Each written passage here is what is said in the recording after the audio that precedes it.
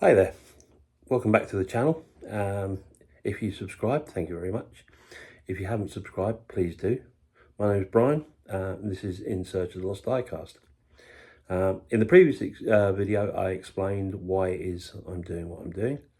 So I suggest you watch that one. It does explain a lot. But I did say that I was hoping to do an unboxing video, or several unboxing videos, amongst other things. And today I've just had a parcel. I've loosely opened it, haven't looked inside it yet, but effectively what I've done is I managed to find someone that was selling a few items, and to save on postage I've bought several from the same guy. Won't go into price details, not really worth it, but suffice to say it was a really good deal. And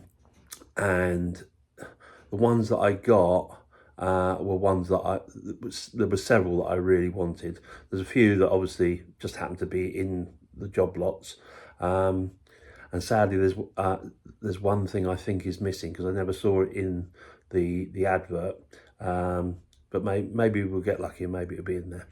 So without further ado, I'm going to try and work out the best way to place this camera so you can see what's coming out of the box. Okay, thanks. Right, first of all, I'd like to say, wow, you guys out there that are doing these videos with small cameras, trying to find somewhere or how to get your hands behind the camera, bit of a nightmare, but anyway, hopefully this is going to work. So I've got my box.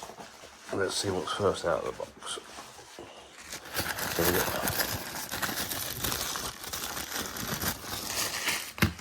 There we go. Little John Player Special Lotus. Decals are a little bit damaged, but there again it is a fair bit old, a bit like me. Reasonably nice condition though. And this was part of a two-part thing that I bought, which I'm hoping is going to be a three-part thing, and you'll see in a second.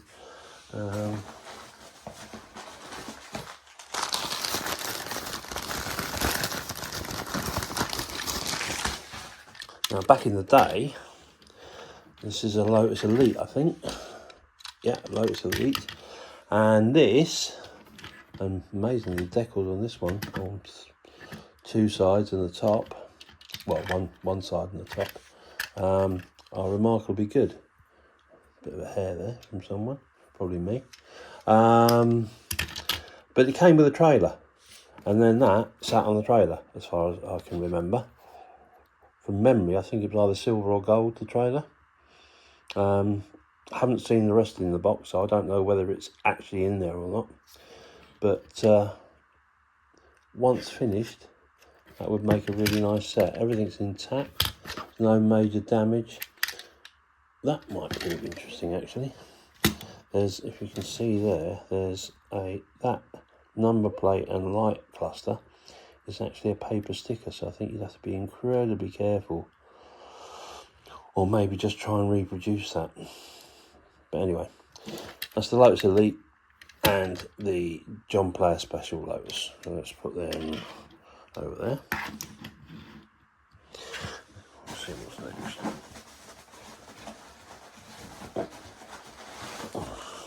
Here's the next one. Yeah, and like I said, I bought all these from the same person, basically to combine postage, because when you buy, if you find one model that you really like, what will end up, whatever price you're going to pay for it, you've got to factor in how much the postage is as well.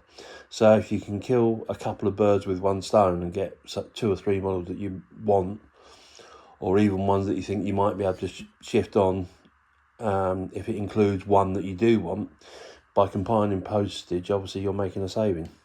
So this is the next one.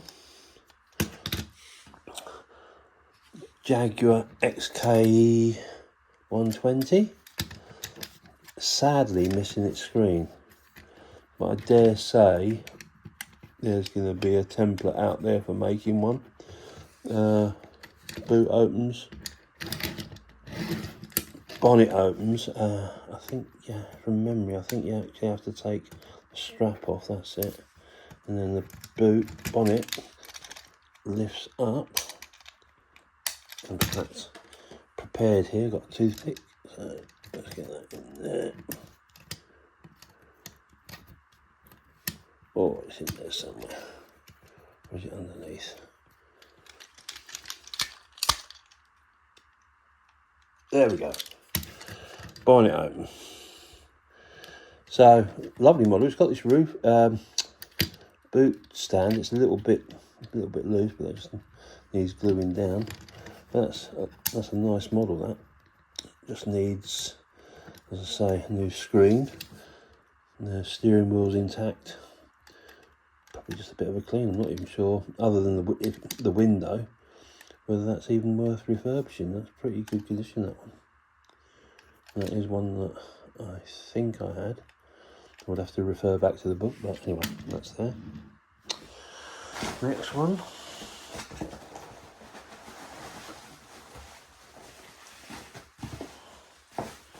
Now this one I knew wasn't great, but I didn't have it, but I was quite keen to have a look at it, so there you go. E-Type Jag.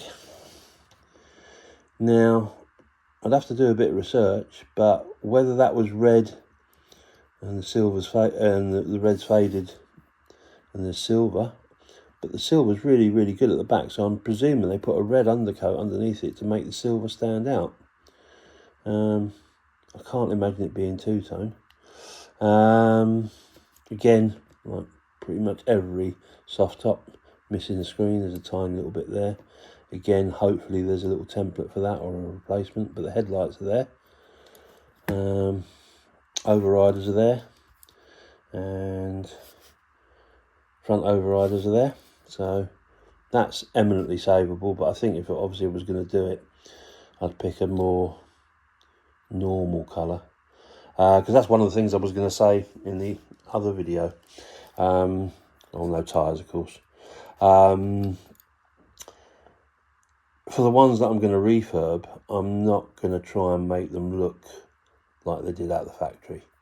Don't see the point. Everybody else is doing that. So when I do get around to refurbing them, I'll try and make them look like, certainly with the trucks and lorries, ones that actually were out on the road at the time with appropriate decals, and cars, just my favourite colours really. That's the E-Type. Obviously quite a different scale. What's next?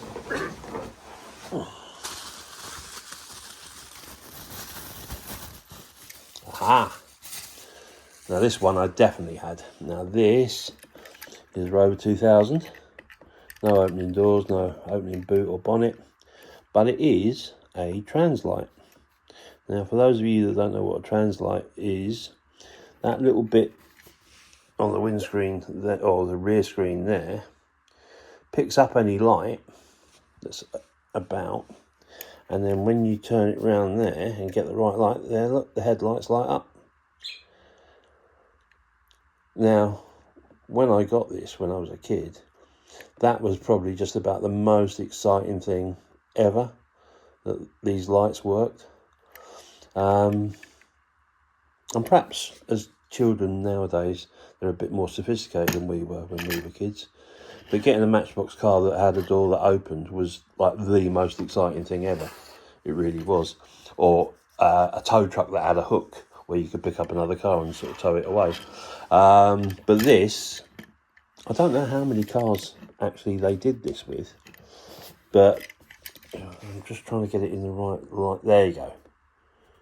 You can see the headlights lighting up, and that was just like, I don't know, it was like catnip. It was really, really cool. I loved it. So I'm quite happy to get that one. And again, that one's not awful. I don't know. Maybe, maybe not. I seem to recall having another one of these that had a sunroof. Big sunroof. It was virtually the entire size of the roof as they were in real life. But the trouble with most of those cars, like with the cabriolets, they've got the very weak front screens. Any vehicle, So there's like the car transporter, the Matchbox one. That's got a big screen on the top. Some of the Chipperfield Circus things. When they've got glass on the top, they nearly always tend to be cracked, and that's quite frustrating. I think you can fix many things, but having the means to try and sort out a screen is probably the most difficult. That's a lovely little model, that one. Really pleased with that. There we go. What's next?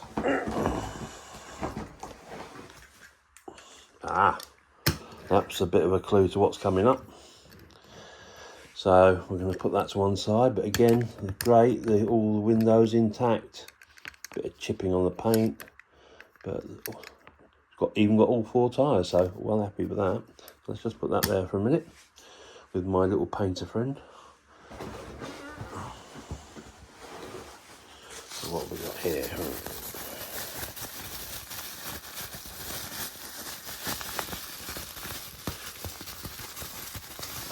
Another one that I had. This is the Gear 6.4. Now this one was mega exciting because this was one of the ones that virtually everything worked on. And like I was saying when I was mucking around with the Rover, oh, it's this way, isn't it? There we go. Having a toy where everything opened and everything worked was probably like one of the most exciting things. Of course, now you've got virtual reality and computer games and computer consoles. Probably wouldn't interest most kids in the slightest, but for children of my generation, this was the Xbox. You know, everything opened, everything worked, even down to the seats. Seats went backwards and forwards. Unfortunately, this one's missing a couple of tyres, but we've got an mostly intact windscreen. I'll just show you, there's a tiny little crack there. The back's okay, the side's okay. Now, I had this, and I don't ever recall there being decals on this. Now, whether someone's added this or repainted this red, I don't know. Perhaps it was. I just don't recall it. If there's anyone out there that knows, that would be brilliant. I will try and have a look. So it's literally just arrived, so I haven't had a chance to have a proper look. But it'd be interesting to know. Anyway, that's the Gear 6.4. In fact, what we'll do is if we move them to there, and that one there, you still see them, I think. That's it. Couple more. Oh, now this was another one that I had. Now, this is the Mercedes Pullman 600, I think. Yeah, 600. Now this was super exciting for the very same reason that I said about the doors and the boot and the bonnet opening. This one had its own speciality. Now I'm hoping I get this in the right place. You might be able to see. No, it's coming that way on me. There we go. As it comes forward, the windscreen wipers start moving. How cool is that? Well, at least it was when I was a kid. Probably not quite so cool now. Can't remember whether it had a grill mascot there. Can't remember. But I do remember it did have opening windows. So if I can just show you, I'll try not to knock the camera over. There we go. Little slidey windows. And the same on the other side. That was for the rich people that sat in the back. The driver didn't get the window open. But there's would they have had air conditioning back then? No, probably not.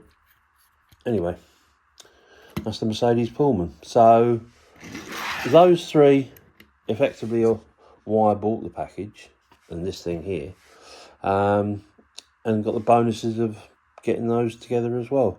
So there's at least 4 cars off my list, which is in one deal is fantastic. As I say, I can't remember whether I had this one. I definitely didn't have this one. I did have an E-Type, but not that one. And I did have the JPS Lotus, but I think mine was slightly bigger than that. But hey ho. Anyway, so that's those. And there's one final thing in here. And it's big. No prizes for guessing what it might be. Let me just put that there.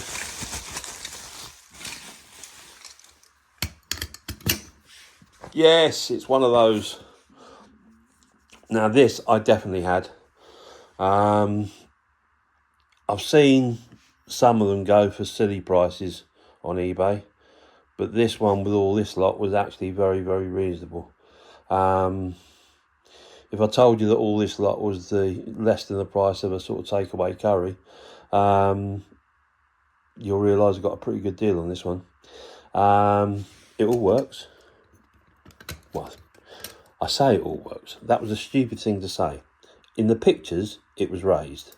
In the box, it's come like this. So I don't know. Yes, it does work. There we go. Excellent. So what we can actually do, if I can just move this camera just a little smidge. There we go. We can put, perhaps that one there actually. There we go. We can put these. That one there. Again, I know they're not all to scale. Let's put our little gear in with the 2 missing tyres, because that definitely needs to be transported. That can go up there. And then I think the Rover, there we go. The Rover deserves a little joyride. So there we go. Rover goes in there. No damage to any of them. Blimey. That time flew around, so that's a good few minutes. And that is my first unboxing video. Any questions, any suggestions, are always welcome. I'd love to hear what you think about them. Any information on that one would be brilliant, because as I say, I'm not too sure about that one. But again, thank you for watching. Thank you for subscribing if you have. If you haven't, please do. And I'll see you all again soon.